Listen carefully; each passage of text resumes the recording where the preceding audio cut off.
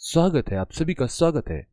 हम बहुत खुश हैं और प्रभु यीशु मसीह के नाम से हम आपका स्वागत करते हैं कि आज आप हमारे साथ हैं।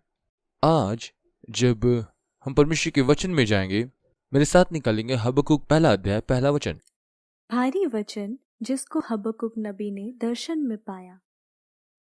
एक और बाइबल अनुवाद में इस प्रकार से लिखा गया है, वो प्रकाशन की बातें जिसे हबक्कुक ने देखा। अन्य शब्दों में, वो प्रकाशन जिसे हबक्कुक नबी ने देखा। आकाशवाणी का मतलब याजक के द्वारा से दिया गया अस्पष्ट उच्चारण जो कि परमेश्वर के शब्दों को प्रकट करने के लिए दिया गया है, उसे कहते हैं। और जिस शैली से ये किताब लिखी गई उसे पता चलता है ये एक आकाशवाणी है, मसीहों के उत्तर परमेश्वर की ओर से। विशेष करके पुराने ग्रीस में जो बातें हुई उस प्रकार के शैली का यहाँ इस्तेमाल किया गया है। और फिर से आकाशवाणी का मतलब एक संस्था या फिर कोई माध्यम जो प्रत्युत्तर दे रही है, एक अलौकिक संवाद या प्रकाशन, ये मतलब है आकाशवाणी का। ठीक है, अब ये वो आकाशवाणी है जो हबक्कुक भविष्यवक्ता ने देखा। अब हम और जब हम इसके अध्याय में से होकर के गुजरेंगे, इसमें 3 अध्याय हैं, लेकिन हम यहाँ देखते हैं मनुष्य सवाल पूछ रहे हैं। और पहला सवाल है जो भविष्यवक्ता हबक्कुक पूछता है, और साधारण रीति से भविष्यवाणी में जैसे से पहले किया जाता है वो यह है, साधारणतः भविष्यवाणी आरंभ होती है, लेकिन यहाँ पर परमेश्वर और मनुष्य के बीच में संवाद होता है। और भविष्यवक्ता पूछता है, हे प्रभु, कब तक मैं सहायता के लिए तुझे पुकारूं और तू ना सुनेगा। और इसकी पृष्ठभूमि हमें देखने की आवश्यकता है। बाबुल द्वारा गुलाम बनाए जाने के समय या फिर उससे पहले की बात है। मिस्रियों का शासन वहां पर था और उसके बाद में असीरियन वहां पर आक्रमण किए और उनका शासन वहां पर था। बेबीलोनियन ने वहां पर विद्रोह किया और ये सारी बातें वहां पर हुई और बहुत सारी बातें वहां पर घटित होती गई। और परमेश्वर के लोग जो थे उन सारी परिस्थितियों के बीच में पड़े हुए थे और तकलीफों का सामना कर रहे थे। और भविष्यवक्ता कुछ सवालों को पूछता है जो उसके जहन में आया है। हे प्रभु, और कब तक मैं सहायता के लिए गिड़गिड़ाता रहूं और तू मेरी ना सुने। वह अपनी चिंता के विषय को परमेश्वर से कहता है। जब कभी मैं जानता हूं, मेरा एक खास व्यक्ति जिसने मुझे बहुत कुछ सिखाया, वो है नील एंडरसन। उसने कहा, यदि आप शिकायत करना चाहते हैं लोगों के विषय में, तो आप शिकायत लोगों से ना करें लोगों के विषय, लेकिन लोगों की शिकायत परमेश्वर से करें। और ये बहुत ही अच्छा वक्तव्य, मैं ऐसा करने का प्रयास किया। यदि आप शिकायत करते हैं परमेश्वर से लोगों के विषय में, आपको बेहतर लगेगा। लेकिन यदि आप लोगों से लोगों की शिकायत करेंगे और ऐसा हो कि कुछ लोग ये सोचने लगेंगे, लोगों से शिकायत करके अपने आप में निराश होंगे और हम कई बार सोचते कि हमें सही उत्तर मिलेगा। कई बार ऐसा नहीं होता, लेकिन परमेश्वर के साथ चीजें अलग हैं। और ये व्यक्ति, मूल बात यह है कि जब हमारे पास कोई समस्या है, इस घड़ी में कोरोना वायरस आपकी समस्या हो सकती है और घर के अंदर पड़े रहना ये आपकी समस्या है। और उस घड़ी में आप बाहर निकल करके लोगों को बुला करके बताते मत रहिए समस्या के विषय में। इससे अच्छा यह है कि आप परमेश्वर से कहें। और यहाँ यह एक शिकायत है और मसीही लोग शिकायत कर रहे हैं परमेश्वर से। और कितने समय तक, यह इस बात को दिखाता है समय के उस बढ़े हुए अनुपात को, और कितना समय लगेगा। और यह इस बात को दिखाता है एक लंबा समय अंतराल है। यह कोई छोटी बात नहीं है, छोटी घटना नहीं है, और यह एक बहुत ही लंबा समय काल है। और कितने समय तक प्रभु, और कब तक। और यह एक वेदना, एक तड़प को दिखाता है, प्रभु मैं परेशान हो गया हूं। और कितना समय, इस प्रकार की भावनाएं मुझे नियंत्रित करती है, कितना समय। और तब वो कहता है रो रहा है। और कितने लंबे समय तक मैं पुकारता रहूं। ये रोना या पुकारना उस निराशा को दर्शाता है। निराशा को दिखाती है। कब तक मैं गिड़गिड़ाता रहूं अपने हृदय में, अपने अकेलेपन में, जहां की हर कोई मुझे तिरस्कृत कर रहा था, उस भावना में जहां कोई मुझे प्यार नहीं करता। और कब तक प्रभु गिड़गिड़ाता रहूं? और यही वो भविष्यवक्ता पूछ रहा अपने निराशा के विषय में। निराशा में, दुख में, एक ही बात वो चाह रहा है कि वो सारी बातें जो इतने लंबे समय से हो रहा वो समाप्त हो जाए। मेरे पूरे जीवन काल में जहां से मैं याद करता हूं, प्रभु मैं इन्हीं बातों को महसूस कर रहा हूं। वो पूछ रहा है, सहायता के लिए रो रहा है, प्रभु सहायता कीजिए। और वो रो रहा है और वो कहता है, बहुत बड़ी बात कहता है, तू कब तक ना सुनेगा। अब जानते हैं परमेश्वर सब कुछ जानता है। जब कभी आप निराश होते हैं, आप अपने जीवन में सबसे बुरे समय को सोचते हैं, सबसे पहले अपने आसपास जो लोग उनके विषय में। जब आप निराश होते हैं, आपके आसपास जो लोग हैं वे लोग आपके क्रोध के निशाने में आते हैं। आपके निम्न स्तर की वजह से वे आपके निशाने में होंगे, और वे निशाने में आपके आसपास के लोग होंगे। वे बहुत बुरे हैं, सही लोग नहीं है, वे अच्छे नहीं। और तब क्या होता है कि और शैतान आपको ऐसा महसूस कराता है कि आप ही एकमात्र ऐसे हैं, आप ही एकमात्र सही, और आपके अलावे सभी लोग गलत है। और एक भावना है, और आप कहेंगे और कितना लंबा समय प्रभु आप मुझे उत्तर नहीं देंगे। और यहां तक कि प्रभु भी ऐसा है मानो उसने नहीं सुना। हाँ, मैं एक ही बात को लगातार और लगातार पूछ रहा हूं एक लंबे समय काल से, इस अपेक्षा के साथ कि मैं उत्तर पाऊंगा उन बातों का जो मैं आपसे अपेक्षा कर रहा हूं। और यही समस्या है। आप देखिए, हम परमेश्वर से मांगते हैं और हम कहते हैं कि प्रभु इस परिस्थिति से हमें बचा ले, अपना ले, लेकिन ये उद्धार क्या है? और ये उद्धार जो है परमेश्वर के अनुसार होना चाहिए, क्योंकि वो जानता है कि आपके लिए बेहतर क्या है, और वो आपको सही स्थान पर रखता है, आपको जहां होना है और उस स्थान में। और वो चाहता है कि आप चीजों को सीखें, और उस परिस्थिति में वो चाहता है कि आप खिलें और बहुत बेहतर और खूबसूरत बने। लेकिन और यहां ये व्यक्ति अकेला पूछ रहा है, मुझे महसूस नहीं होता, मुझे तो उत्तर चाहिए जिसकी मैं अपेक्षा कर रहा हूं। हाँ, हो सकता है आप प्रार्थना कर प्रभु से कह रहे कि प्रभु आप बताएं, मुझे उत्तर दे प्रभु, और मुझे वो उत्तर चाहिए जो मेरे जीवन को स्थिर करे। हाँ, और यही मेरे लिए जीवन है। और ये पहला सवाल है, और पहले सवाल के भीतर दो खंड हैं। और दूसरा 1A जो कि सवाल का दूसरा खंड है, उग्रता के साथ गिड़गिड़ाना है। वहां उग्रता दिखाई दे रही है। जब कभी आप निराश हो जाते या निराश दिखते हैं, सबसे पहले आप सबकी ओर देखते हैं और कहते हैं कि ये लोग ठीक नहीं है, वे सब के सब, उन लोगों की सोच अलग है और वे गलत मानसिकता के साथ काम कर रहे हैं। और फिर आप परमेश्वर की ओर देखना शुरू करते हैं और कहते हैं, प्रभु आपके विषय क्या? हाँ, मैं लगातार प्रार्थना कर रहा हूं और आप मेरी सुन ही नहीं रहे हैं। मेरी स्वर्गीय दादी एक बार, वो ऐसी व्यक्ति थी जो परमेश्वर से बातें करती थी। वो घंटों प्रार्थना करती थी और काफी जोर से वो प्रार्थना करती थी। हाँ, क्या तुम्हारी आंखें नहीं है? मुझे देखो, इस समस्या को देखो जो दुनिया झेल रहा है। और वो लगभग प्राय इसी रीति से प्रार्थना करती थी, जो इस बात से मिलती जुलती है। इस प्रार्थना से मैं उग्रता से पुकार रहा हूं और तू सुन नहीं रहा है। हाँ, वहां उग्रता है चारों ओर और तू मुझे बचाता नहीं। कब तक प्रभु? फिर यह सवाल उत्पन्न होता है कि परमेश्वर, समस्या यह है। इसके बाद दूसरा सवाल तो और बुरा है, पहले के मुकाबले और बुरा। और दूसरा सवाल इस प्रकार है, तू मुझे अधर्म काम क्यों दिखाता है? तू क्यों मुझे अनर्थ बातें दिखाता है? क्या परमेश्वर चाहता है कि मैं ये देखूं इन अनर्थ के कामों को? मेरी माँ एक विशेष तरीके से पिल्ले को सिखाती थी।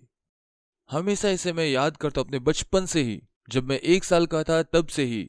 जब आप 1 साल के होते समय बहुत ज्यादा याद नहीं रख पाते हैं, जब आप 67 या 68 के हो जाएंगे।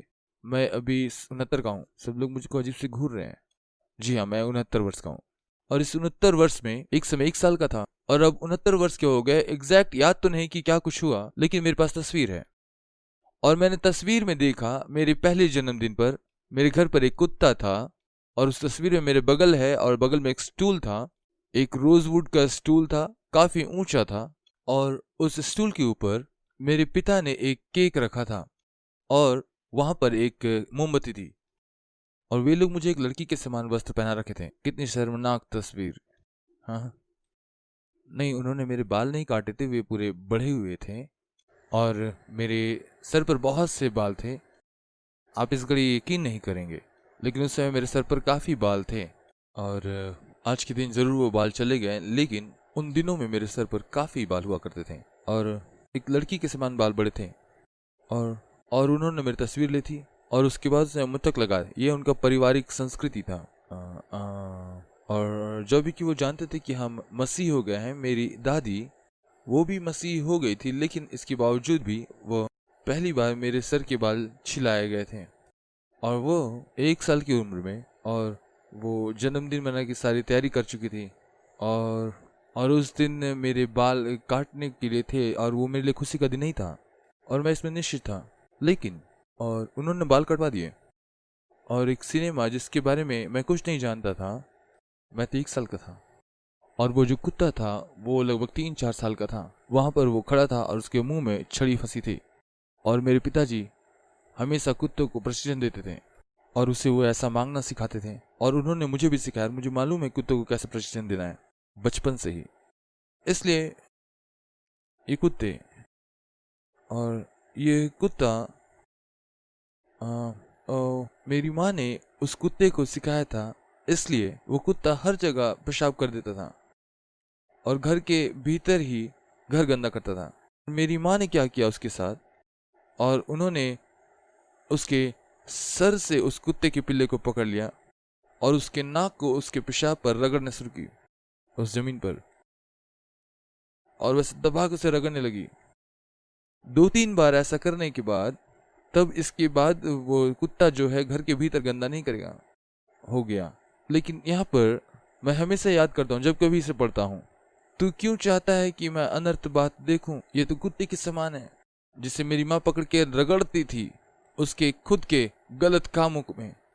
और ठीक यहाँ पर उसी प्रकार से मनुष्य कह रहा है कि प्रभु तू क्यों चाहता है कि मैं अनर्थ की बातों को देखूं?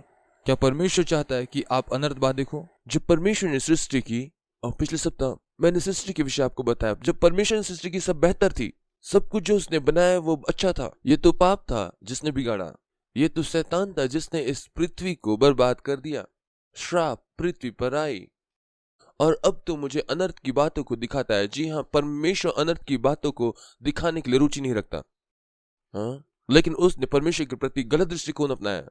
जब आप निराश होते हैं, आप गलत दृष्टिकोण रखते हैं। क्या आप जानते हैं कि लगभग 98% लोगों के लिए सच्चाई मात्र एक दृष्टिकोण है। हाँ, अब कैसे देखते हैं, और ये व्यक्ति ऐसा विचार कर रहा है कि परमेश्वर उसके लिए चल रहा है और उसे अनर्थ की बातें दिखा रहा है, इसका मतलब परमेश्वर बुरा है। और क्यों आप गलत बातों की ओर देखेंगे? हाँ, बहुत सारी बुरी बातें हो रही है और आप छुपे हुए से हैं। हमारा बाइबल का परमेश्वर हमेशा क्रियाशील है, वो क्रियाशील है। उसने सारी सृष्टि को रचा, वो तो सारी चीजों को देखता है, वो सारी बातों को नियंत्रित करता है, और वो मनुष्य के लिए भलाई ही करता है। वो सारी चीजों को भलाई में बदलता है जो उससे प्रेम रखते हैं, और जिससे वो प्रेम रखता है, और जो उसे वापस प्रेम करता है। और इसलिए, और ये जो अनर्थ की बातें हैं, वास्तव में परमेश्वर आपकी आंखों के सामने में इन अनर्थ बातों को नहीं ला रहा। परमेश्वर इन्हें नहीं देख रहा मेरे मित्रों, वो नहीं देख रहा है आपके अपराधों को, परंतु वो तो बड़े क्रियाशील रीति से आपके जीवन में सम्मिलित है। हालेलुया, वो बड़े क्रियाशील रीति से आपके जीवन में सम्मिलित है। लेकिन जब आप निराश होते हैं और इन सारी समस्याओं की ओर अपनी आंखों को लगाए रखते हैं जो आपके चारों ओर है, और आप उसी पर अपना पूरा ध्यान रखते हैं, तब आप ये सोचना आरंभ करते हैं कि परमेश्वर क्रियाशील नहीं है, वो चुपचाप बैठा है। नहीं, ये गलत है। मेरे आगे विनाश और विद्रोह है, और ये बहुत ही हतोत्साह और निराश व्यक्ति हैं, अपने चारों ओर विनाश और निराशा को देख रहे हैं, और जब ये कोरोना सब तरफ फैल रहा है, आप इस विनाश को देख करके आप निराश हो रहे हैं। और पिछले दिनों में मैंने एक वीडियो को देखा जो मेरे पास भेजा गया, जहां पर लोग जमीन पर गिर पड़ रहे हैं। मुझे लगा कि ये कोरोना की वजह से लोग जमीन पर गिर रहे हैं, लेकिन बाद में पता चला ये एक हानिकारक गैस की वजह से, जो भारत के किसी क्षेत्र में हो रहा था, और उस गैस की वजह से वो गिर रहे थे। खैर, इस प्रकार की बातें हम देखते हैं, और इसलिए जब आप देखते हैं, आप उस विनाश को देखते हैं। जब आप दुख का अनुभव करते हैं, तब आप विनाश और निराशा को देखते हैं। हाँ? आप सब तरफ विरोध और विद्रोह को देखते हैं। यह विद्रोह का मतलब है झगड़े जो बढ़ रहे हैं। आपका घर, प्राय हमें से अधिकांश लोग अपने घर में पक रहे हैं एक तरह से, और इसकी वजह से झगड़े उत्पन्न होते हैं। इन दिनों में होता क्या था कि आप सुबह उठते थे, अपने ऑफिस जाते थे और शाम में घर आते थे, और आपके सभी झगड़े घर के बाहर होते थे। सारी तनाव की बातें घर के बाहर थी। अब क्या होता है, और बाहर से आप तनाव अपने घर में लेकर के आते थे, और घर के भीतर आकर उसको आप वर्गीकृत करते। या तो उनसे उत्साहित होते, या फिर पत्नी के द्वारा उन सारी बातों को भूल जाते। वो आपको गले से लगाती और सब कुछ निकल जाता, और आपकी पत्नी का प्रेम पूरे रीति से सब कुछ को बदल देता, और वो आपसे कहती, ठीक है, ये पिछले सप्ताह हुआ था, तुम मुझसे पार हो गए, इससे भी तुम पार हो जाओगे। और इस प्रकार के संतावनाजनक शब्द अपने प्रिय लोगों से मिलता, आपको ठीक कर देता। लेकिन इस घड़ी सब कुछ जो है वो घर के भीतर ही हो रहा है। तो आप क्या देखते हैं? आप अपने घर में हिंसा और विद्रोह देखते हैं, आपके अपने घर पे। और यही बात आप देख रहे हैं आज। और क्रोध, देखिए, हम इंसान ही हैं, और हमारे शरीर में जो रसायन है उसके अंदर बहुत सारी प्रतिक्रियाएं होती है। जब हम थक जाते हैं, ये हमें परेशान करती है, और तब हम बहुत भीड़ भाड़ महसूस करते हैं। और कई लोग हम बहुत भीड़ भाड़ में जैसे लगता है, क्योंकि हर समय इन सारे दिनों में अब तक आप अपनी पत्नी के विषय में बहुत सारी बातों को जानते भी नहीं थे, और अपने पति के बारे में बहुत सारी चीजों को नहीं जानते थे। काफी नाजुक हालत है। ये एक प्रकार से सनकीपन है। आप नहीं जानते थे कि आपकी पत्नी इतनी सन की है, आपको नहीं मालूम था। लेकिन अब आप 24 घंटे 7 दिन उसे देख रहे हैं, और अब हर समय वो आपको देख रही है। तो क्या होता है, आपकी सारी भावनाएं ऊपर नीचे हो रही है, और आपके जीवन में हो रही है, और आप सामान्य जीवन जी रहे हैं। या जब एक छोटी बच्ची, मान लेते हैं 9 साल की बच्ची आपके घर में रह रही है, हो सकता है आपके घर में छोटे बच्चे हों, अब देखेंगे वो एक स्थान में चुपचाप नहीं बैठे रहेगी। वो घर के भीतर कभी इधर छलांग लगाएगी, कभी उधर छलांग लगाएगी, बैठक कमरे में जहां पर ढेर सारी कुर्सियां हों। हाँ, वो यहां वहां बस भागना चाहती है। और मेरी पत्नी के पास एक अच्छा सुझाव है, वो उसे छत पर भेज देती। और मैं सोचता हूँ, हो सकता है शाम में 5, 5:30 बजे के बाद, और वो सीढ़ी पर चढ़ करके दौड़ रही है, और दौड़ रही है, दम दम दम दम करके दौड़ रही है। क्योंकि ये सारे काम वो स्कूल में क्या करती थी, और थक करके घर लौटती थी। और मेरी बेटी दौड़कर मेरे पास आती है और कहती कि पिताजी मैं बहुत बोर हो रही हूँ। हाँ, और मेरी बड़ी बेटी आकर कहती मैं बोर हो रही हूँ। क्यों? क्योंकि उनको बाहर बहुत सारी बातें प्राप्त होती थी, और बाहर इस प्रकार से होता था कि कई बार बुरे प्रोफेसर आकर के उससे बात होती, या फिर अच्छे प्रोफेसर आकर के कुछ अच्छी बातों को उसकी वश में कहा करते थे, और इस प्रकार की चीजों को वो करना चाहती है। इसलिए इस परिस्थिति में, इस पकने वाली स्थिति में, मानो हम घर के भीतर जेल में बंदी हैं, और घर में इस प्रकार से अब बंदी होकर के अब हर कोई बाहर जाना चाहता है। और कल के दिन मैं खुद बाहर गया, और मेरी पत्नी मुझे झिड़कने लगी, क्यों आप बाहर गए? हाँ, और मैं बस कुछ बॉटल्स खरीदने के लिए गया था, क्योंकि और मैं कुछ कुछ किमची बनाना चाहता था। मुझे नहीं मालूम आप में से कोई ये खाएंगे यदि मैं इसे बनाऊं, लेकिन ये स्वास्थ्य के लिए अच्छा होता है। और मैं कबूजा बनाना चाहता था। हाँ, हो सकता है इसके नाम पहली बार सुन रहे हैं, चाय के साथ। और मेरे मित्र ने मुझे कहा कि तुम्हें उस ग्लास की आवश्यकता होगी, और मैं तुरंत बाहर गया जहाँ एक बड़ा स्टोर है, और सारे तैयारी के साथ मैं वहां पर गया, और वहां जा करके उन्होंने मेरा तापमान नापा, और जब मैं भीतर गया वहां उन ग्लास की बोतलों को पाया, और उसे घर ले आया, ये सोच करके कि मैंने बड़ी बात पा ली है, मुझे बड़ा हो जाना चाहिए। हाँ, मेरा मित्र मुझसे कह रहा था कि मैं हर दिन बाहर जा रहा हूँ, 11 बजे से लेकर 5 बजे तक मैं बाहर जाता हूँ, अगर ना जाओ तो मैं पागल हो जाऊंगा। हाँ, लेकिन मैं इतने समय से घर पर ही रह रहा क्योंकि मेरी पत्नी ने कहा कि तुम बाहर नहीं जाओगे। बाहर जाने के बाद मेरे नाक बहने लगे। ऐसा नहीं कि मुझे कोविड हो गया, मुझे थोड़ा सा कमजोरी लग रही है और नाक बह रहे हैं, और मुझे ऐसा लगने लगा कि मुझे कुछ हो गया है। उस स्टोर में मुझे कुछ पकड़ा है। खैर जो भी हो, अब क्या परमेश्वर चाहता है कि तू अनर्थ बात देखो? क्या ये तुम्हारा परमेश्वर है? लेकिन जब आप निराश होते हैं तब परमेश्वर जो आपका पिता है वो बुरा हो जाता है।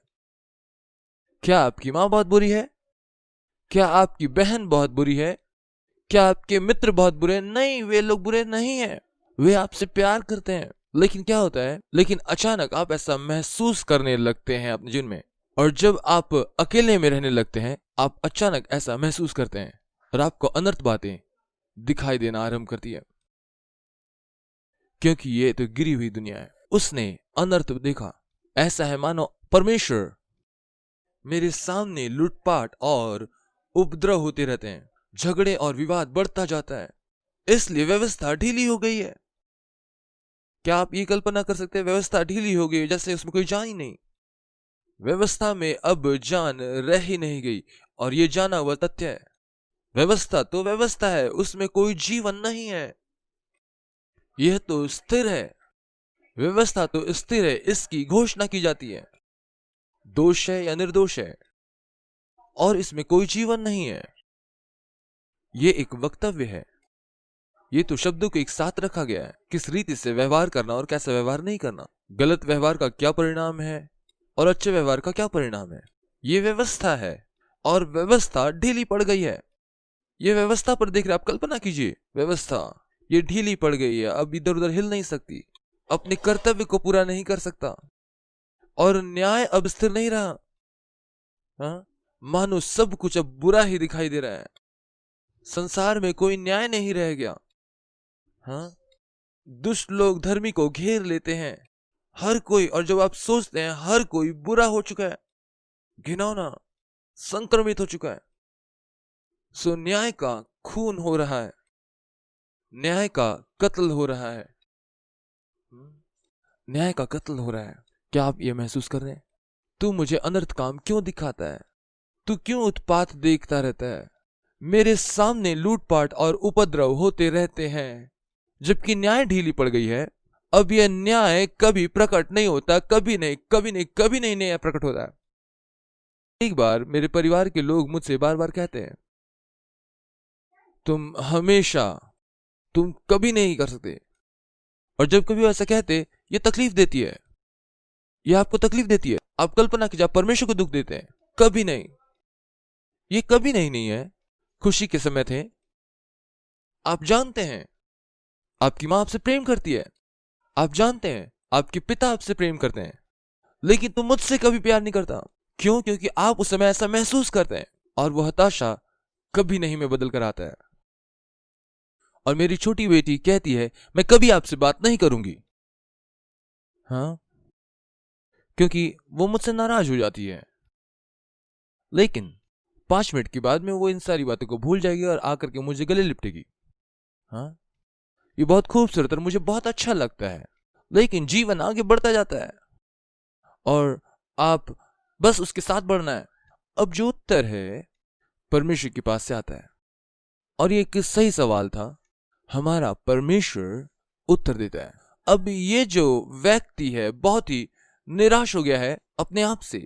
अब वो सवाल पूछ रहा है, सब कुछ अपने आप को देख करके। वो बाहर नहीं देख पा रहा है। वो देखिए, जब आप निराश होते हैं आप तब अपने भीतर देखना शुरू करते हैं। आप भीतर देखना शुरू करते हैं, मैं। और जब आप दुनिया को देखते हैं अपने देखने के नजरिए से, तब आप स्वयं पर केंद्रित होकर संसार को देखते हैं।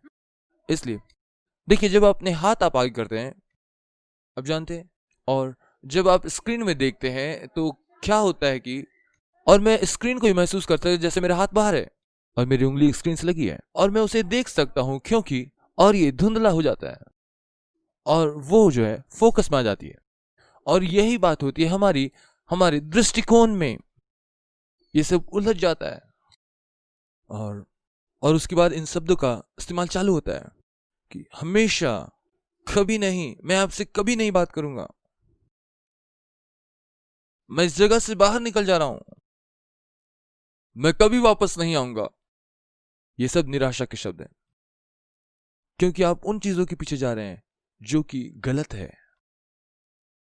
मेरे पिता ने मुझे कुत्तों के मनोविज्ञान को बताया, और वो कुत्तों को बुलाते, यहां आओ मूर्ख, तू मूर्ख कुत्ता, और हमारा कुत्ता अपना दुम हिलाता, और तब वो कहते हैं, तू तो बड़ा अच्छा कुत्ता है, मैं तुमसे प्यार करता हूं, और तुरंत वो अपना दुम छुपा लेता है। वो फिर कहते हैं, देखो कुत्तों का दृष्टिकोण, क्योंकि ये शब्दों को नहीं जानता है कि इन शब्दों का मतलब क्या है। ठीक उसी प्रकार से आप गलत चीजों के पीछे जा रहे हैं। आज आप सोच रहे हैं कि पूरा संसार आपको छोड़ दिया है, आज आप निराश हैं, सभी बातें, वो निराश है, और चूंकि सब कुछ बुरा है इसलिए आप सो भी नहीं पा रहे हैं। लेकिन बताओ, सब कुछ बुरा नहीं है। यदि मसीह हमारे जीवन में, तो निश्चय हम तूफानों में भी मुस्कुराते रहेंगे, और जानकर कि तूफान है, जरूर वहां कोरोना वायरस है, लेकिन आपके जीवन में आपके साथ कौन है? यीशु मसीह, वो आपके जीवन में है। इसलिए आप तूफानों के बीच भी मुस्कुराएंगे, क्योंकि वो हमारे साथ है। मैं खुश हूं आज। आप जानते हैं, आज मैं बहुत ही उत्साहित हूं, क्योंकि मैं दूसरों की सहायता कर पा रहा हूं। परमेश्वर ने मुझे दान दिया ताकि मैं दूसरों को दूं। मेरे जीवन के लिए परमेश्वर की बुलाहट यह है कि मैं दूं। परमेश्वर की बुलाहट जो मेरे पूरे जीवन के लिए है, वो ये है कि मैं सेवक बनूं, और मैं एलआईओ के लिए एक सेवक बना, और उन्हें भोजन और चावल दिया। उन्हें बुलाया और कहा, हे, मैं तुम्हारी सहायता करना चाहता हूं। परमेश्वर की स्तुति हो। भाई, मैं प्रार्थना कर रहा था, मेरे घर पे कोई चावल नहीं है पकाने के लिए, हम भूखे मर रहे थे। एक अन्य गवाही जो मैंने सुना, क्या आप जानते हैं? और उस लड़की ने मुझे बुलाया और मुझसे कहा, अय्या, मैं एक पास्टर हूं, मैंने आपके संदेश को सुना, लेकिन मैं यूसीएफआई का मैं हिस्सा नहीं हूं, पर आप जानते हैं, मेरे पास कल के लिए भोजन नहीं है। मैं और मेरी पत्नी के पास बस ये आखिरी चावल बचा है, जिसे खाकर हम सोएंगे। मुझे नहीं मालूम है, मुझे नहीं मालूम कहां से भोजन आएगा, मेरे बच्चे भूखे होंगे, क्या आप मेरी सहायता करेंगे? मैंने कहा, मुझे नहीं पता, क्योंकि उस समय मेरे पास भी पैसे नहीं थे, मैंने पहले ही दे दिया, और मेरे सोचने से ज्यादा मैंने दे दिया था। और मैंने कहा, भाई, जिस प्रकार से उन चेलों ने कहा था, सोना और चांदी तो मेरे पास नहीं है, यीशु के नाम से उठ और चल फिर। और बस इतना ही मैं आपसे कह सकता हूं, अभी मेरे पास पैसे नहीं है। हाँ, मैं आपके लिए प्रार्थना करूंगा, और परमेश्वर आपके लिए करे, मुझ पर भरोसा ना करे। आपको पता है क्या हुआ? उस रात मैंने प्रार्थना की, और लगातार उस रात में उस भाई के लिए प्रार्थना करता रहा। मुझे बहुत दुख लग रहा था उसके लिए, और मैं सोच रहा था शायद मैं उस तक पहुंच नहीं सकता, नहीं तो चावल मैं उसे पहुंचाता। कोई अकाउंट नहीं है, मैं कैसे उसे पैसे भेजूं? कैसे कहूं कि वो मेरे पास आए, जहां की सड़कें लॉकडाउन में बंद पड़ी है और किसी गांव में है। और मैंने क्या किया पता है? मैंने प्रार्थना किया, और तब उसकी पत्नी ने फोन की और कहती है, भैया, मैं एक गवाही आपको देना चाहती हूँ।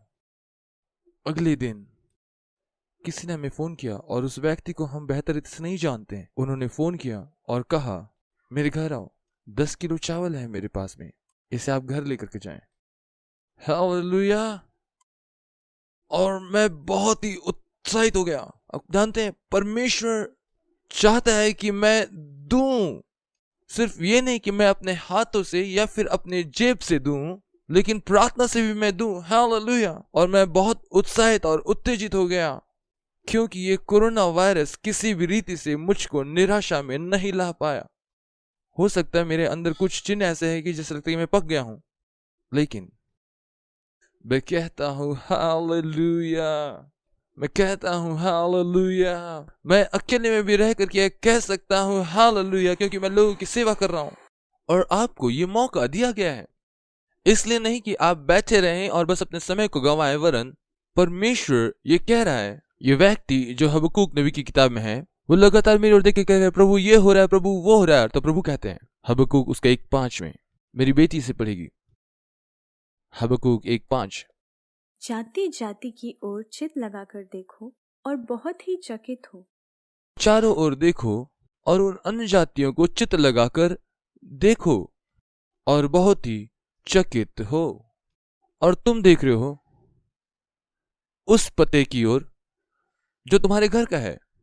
तुम अपने हृदय को देख रहे हो।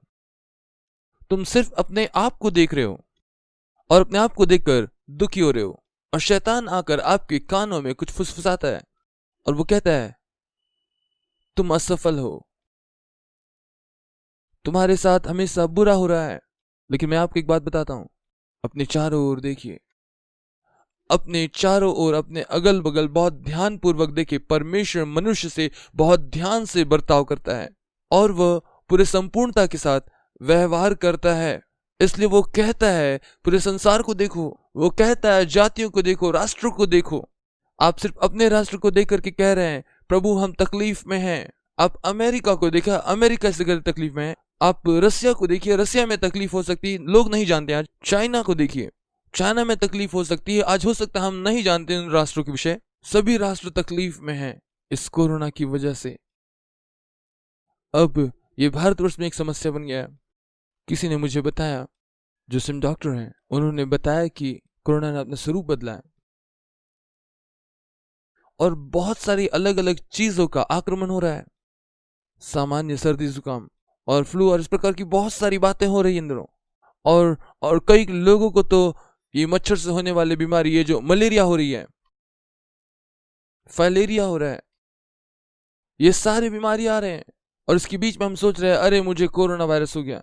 और पिछले रात मैंने एक पोस्टमार्टम देखा और उस व्यक्ति का फेफड़ा जो है कोरोना वायरस की वजह से बहुत भयानक दिख रहा था। मैं उसे देखकर बहुत ही दुखी हो गया।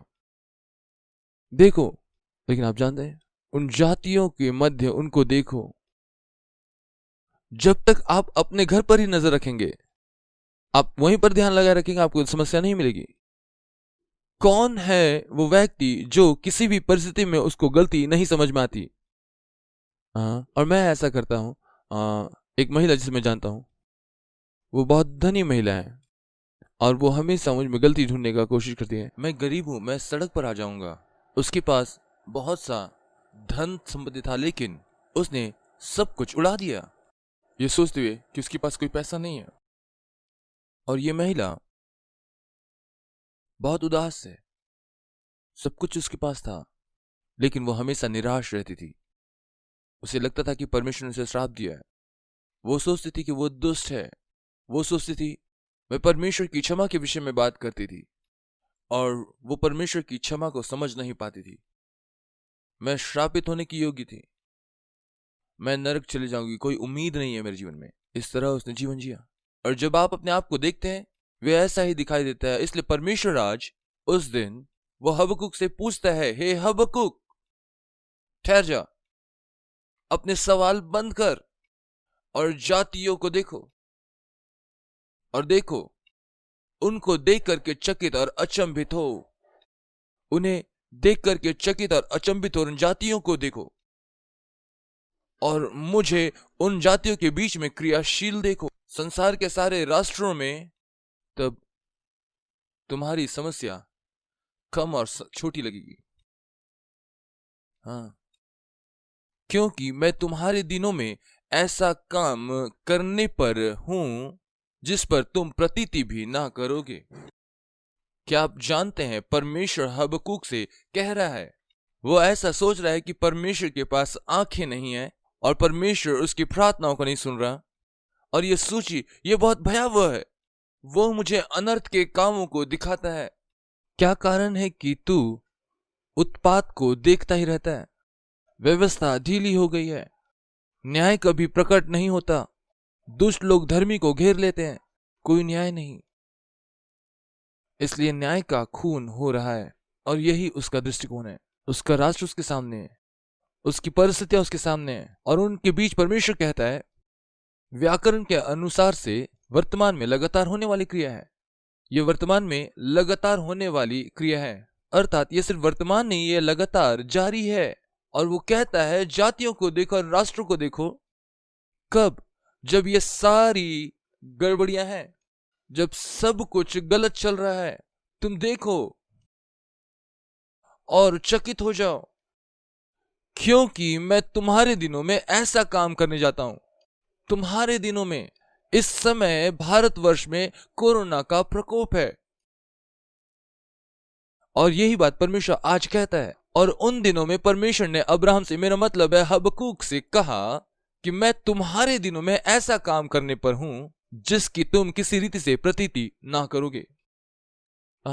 तुम उससे प्रतीति नहीं करोगे क्योंकि उस पर विश्वास नहीं कर सकते। उसने पहले बताया परमेश्वर के पास कैसी योजना है तुम्हारे लिए, ना आंखों ने देखी, ना कानों ने सुना, ना ही किसी के चित्त में ऐसी बात आई। क्या परमेश्वर है और उसकी योजना कितनी अद्भुत, जो आपके आत्मिक जीवन के लिए है। और आप जानते हैं इफिसियों उसका 3 अध्याय ये इस बात को बताती है, वो हमारे सोच और विचारों से कहीं ज्यादा बढ़ करके कार्य करने वाला परमेश्वर है। या फिर आप सोचिए ये सब बेकार है, हमेशा परमेश्वर आपके अतिरेक का स्थान लेता है। उसने आपको आशीषित किया है, फिर भी आप क्यों प्रति सुबह उठ करके कहते प्रभु ये बुरा है, प्रभु वो बुरा है, प्रभु ये सब खराब है, परमेश्वर तूने ऐसा क्यों किया, लोग मर रहे हैं प्रभु, दुष्टता है प्रभु, लोग अनाजों की कालाबाजारी कर रहे हैं और कीमतें बेवजह बढ़ा रहे हैं, यहां तक कि उस मांस के लिए भी वे कीमतें बढ़ा रहे हैं 3 गुना 4 गुना। वे तो अपना व्यवसाय बढ़ा रहे हैं 10 गुना। यहां लोगों के तकलीफों के ऊपर वे कालाबाजारी कर रहे हैं, सस्ते दामों के अनाजों को दे रहे हैं। लोग कैसे उसे खा सकते हैं, इससे बदबू आ रही है। कुछ लोग उस चावल को लेकर के उसे पॉलिश कर रहे हैं और उसे बासमती चावल के समान दे रहे हैं। किस प्रकार का संसार है ये प्रभु। और तब परमेश्वर उत्तर देता है, देखो संसार को देखो, मैं तुम्हारे जीवन काल में कुछ करने जा रहा हूं। तुम्हारे जीवन काल में इसी घड़ी मैं एक बड़े काम को करने जा रहा हूं। यदि मैं तुम्हें बताऊं तुम चकित हो जाओगे और तुम यकीन नहीं करोगे। तुम बस देखते जाओ जो कुछ होने जा रहा है। हालेलुया। जब तक ये तुम्हारे जीवन में घटित ना हो तुम इसे नहीं समझ पाओगे। परमेश्वर जो प्रक्रम का परमेश्वर है, परमेश्वर चाहता है कि वो आपको प्रक्रिया में लेकर के जाए ताकि आप बदल जाएं। ये शब्द परिवर्तित होना वो इस प्रकार है जैसे कि ये एक कीड़ा है, ये जो पिल्लू है जो पत्तियों में रहता है, पत्तियों को खाता है और इसके बाद वो कोकून के भीतर बंद हो जाता है और उस कोकून के अंदर वो पूरी रीति से परिवर्तित होता है। और जब वो उस कोकून से बाहर आता है वो खूबसूरत तितली के रूप में बदल कर आता है। कितने खूबसूरत होते हैं ये तितलियां, लेकिन वो बदसूरत सा कीड़ा है शुरुआत में। और इसी प्रकार से वो चाहता आपसे, वो चाहता है कि आप एक सुंदर सृष्टि बने और वो इस बात को आप में सृजना चाहता है। और इसी समय आपके पास वो बदसूरती का समय है, आपके पास वो समय है जब आप अकेलेपन में होंगे उस कोकून के भीतर, और उसके बाद फिर स्वतंत्रता का समय होगा और उसके बाद वो बदलाव होता है।